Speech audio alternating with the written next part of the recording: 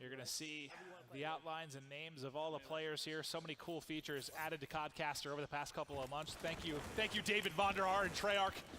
Know that we love you with the power of 1,000 suns. Goonjar going to be pushing down tracks. He should have an engagement rather quickly here with Marky B, but if we know EU and we know EU CTF, he may be sitting for a while. Yeah, and this is really just a battle of patience between Goon and Marky B. Marky B playing towards the end of the tracks, he wins that. Tracks is such an important spot to control on this map. Just gives you so much map control, be able to push up towards that trains area and really put a lot of pressure on the other team's base. You got a nice 2-0 start here for Marky B. Flashed almost immediately here in Little Room. We'll see if he can win the gunfight. Not able to do so, but his teammates picking up a couple. And now the pressure is going to go forward. We'll switch over to Petey, who's going to have the first flag out here in our game 4. And he's going to be able to get this safely over towards that track side of the map we were talking about. But they know that Theory has gotten by. They have no idea where he is located right now. Marky B actually hunts him down to the base. So you see on the mini-map, it's pretty much home free for Petey. This should be a flag score for Infused. One on the board early here for Infused. You thought they would close this out. Certainly looking that way early off the rip. Let's see if they can keep the pressure going. You had 2 down for Team Kaliber. Petey looking to flank one in tracks, has one in front, tags him up, pushes it, able to find the kill there on Goonjar. Things starting to slow down a little bit here. Let's watch the Infused push develop. And in a game mode like CTF, score streaks are so important, so just keep an eye on Marky B. If he can start earning some of these, it really makes up for some of the mistakes you can make. Like, let's say you make a bad rotation off spawn, you go push out a lane that you weren't supposed to. That streak kind of saves you from that mistake because you're able to just clear out your base with a Hellstorm or a Lightning. So it'd be huge if Marky B can get these. Well, he's getting, I was about to say, he's getting tagged up. You saw that player to the left right before he shifts focus. He ends up falling right before the streaks come through. Zero trying to deal with the smoke here. He actually gets meleeed as soon as he comes out of that, and that's going to be a flag pull for Theory. So as soon as I switch to Theory, he's going to end up dropping Goon there to grab the flag. He does have Happy support as well. Happy drops, and now it's going to be a 2v2. Goonjar flag out, looking to get this home. 3 players chasing him from behind. He's tagged up, but does get it through. Full streaks, tied up 1-1. What an answer there from Team Kaliber. Oh, we talked about how huge streaks can be. As Goon flies off Grandma, is able to pick up one player pushing his base, but you get that Cerberus in the second half. That can be a huge defensive tool that you can use. I mean, we've seen even teams like FaZe where they'll throw down the Cerberus and then they throw a trophy down and they're actually able to just kind of use it almost like a sentry gun in the back of the base. Well, yeah, you talked about the fact that Goonjar really needed to pick things up, have a nice game here. He starts out 6-3, currently on a 6 streak, has full streaks, has his Tempest.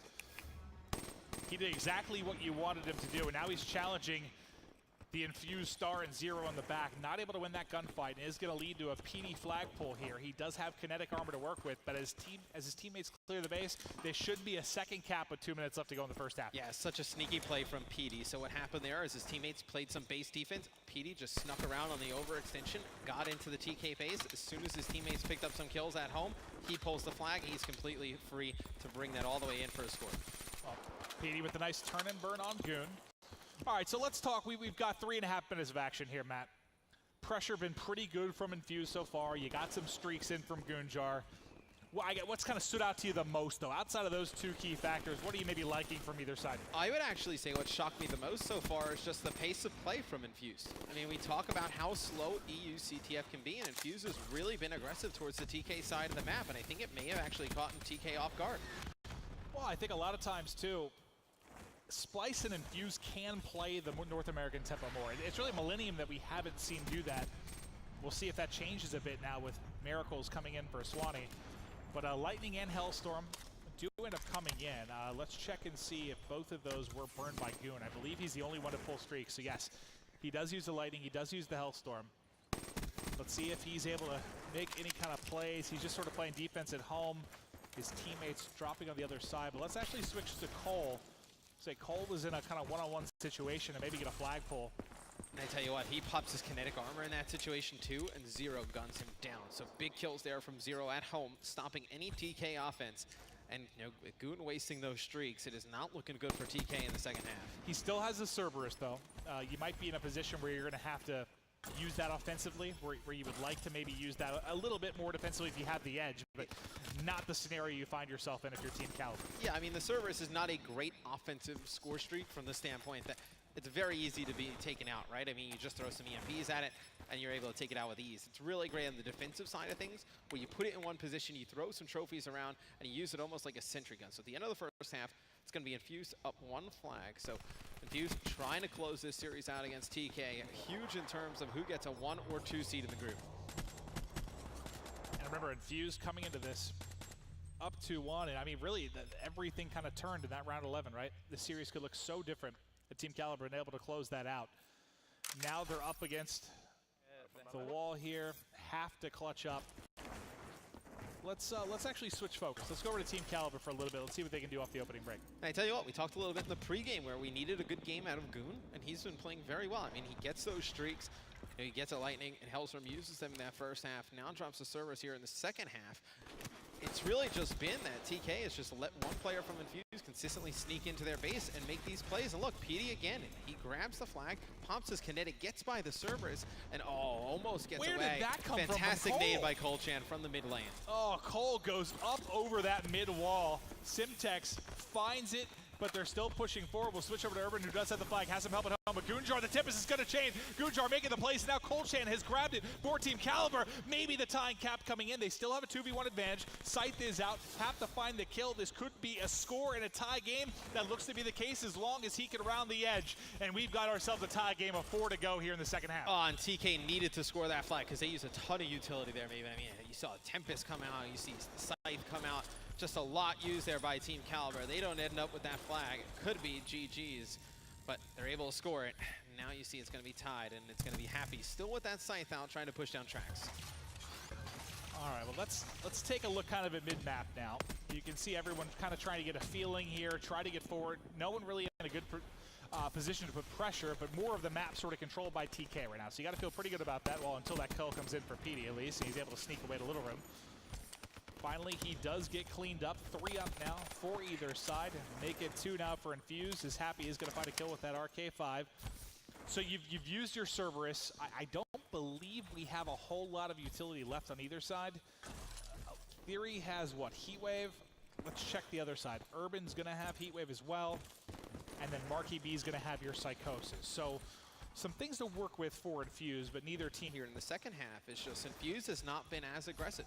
I mean, they have exactly kind of full up on weapons or abilities here. And I feel like what's been different at the lead, they went back to, you know, more standard European play style. They're going to play very slow. Just has not worked out. And it kind of surprises you from the standpoint that if you were to be aggressive on one side, it would be attacking towards that barn area, because we do see more flags scored coming from that side of the map. But they have just not pushed towards barn at all. They have played a lot of base defense and has not worked out. Well, Goonjar now going to have to play a little bit of that base defense as he found himself being the last man alive. And, I mean, the pace continues like this. We may be looking at overtime, but now the pressure is starting to come forward from the track side. Goonjar is going to have a lot to deal with here as Infused. Actually, it looks like they pushed right through the back. Let's switch over to Urban as he's got in from in behind. Going to use the Heatwave, find the kill.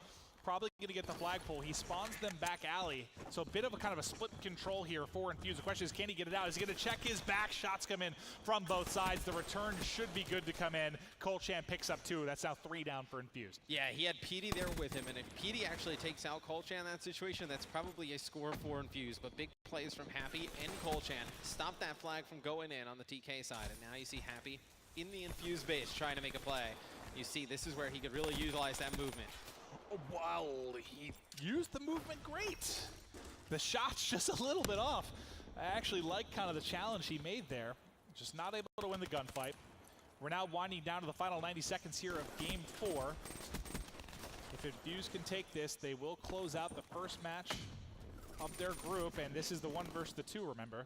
This would be a huge win for either side. And right now, I mean, with the way this game is going, and where you see all that those arrows are on the minimap, you may not see another offensive push from Infused. I mean, 1 minute and 12 to go. TK's going to come on the offensive, and you got to imagine they're going to try and bring everything they can to force this Game 5 here. Not going to go into OT and CTF. We know there's one top barn. They have a player pushing around the back, which I believe is Theory. Theory's got smokes out. He has Heat Wave to work with as well. Just trying to find a play. He's able to pull the flag. He sees the Psychosis in front, has a little bit of help. That's 2 down. That's actually a smoke finding a kill, but they're not able to find the one inside. The one player playing defense, but now they'll get the pull. But we have to go to the other side.